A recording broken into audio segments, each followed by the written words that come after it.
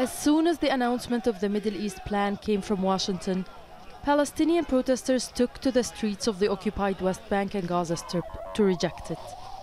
They say the United States has adopted the Israeli position in full. I think that this speech came to gather support for Benjamin Netanyahu to help him pass his internal crisis. It's also part of the election campaign for Donald Trump in the upcoming US election. It is nothing more than an election campaign for both of them.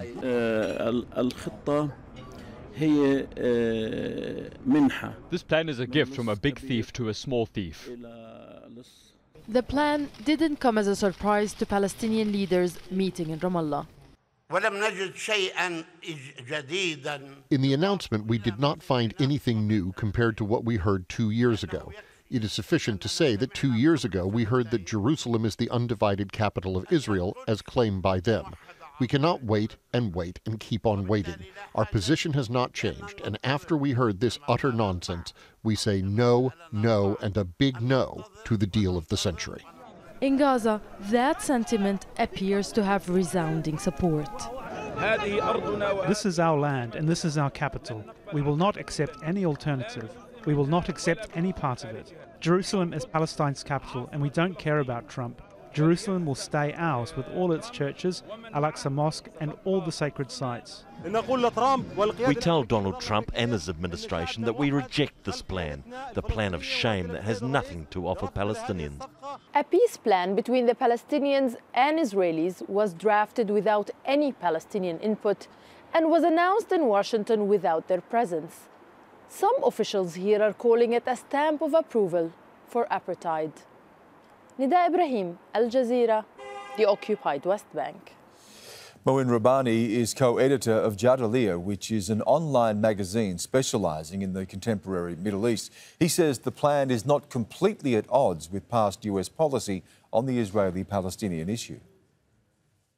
I think there's something to be said of seeing this Trump initiative as in many ways a logical culmination of all that has passed during the Oslo period. So I do see elements of continuity here, and I think it's a little unfair to say that the Trump administration has simply completely reversed traditional United States policy towards the Israeli-Palestinian conflict.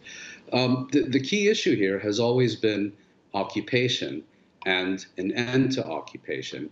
And this initiative, I should add, like a number of previous American initiatives to resolve this conflict, proposed statehood within the context of continued control and occupation. And the key question is not whether or not there's going to be a two-state settlement, but what kind of two-state settlement you have. Is it going to be based on the international consensus? Is it going to be based on an end to occupation and genuine Palestinian self-determination?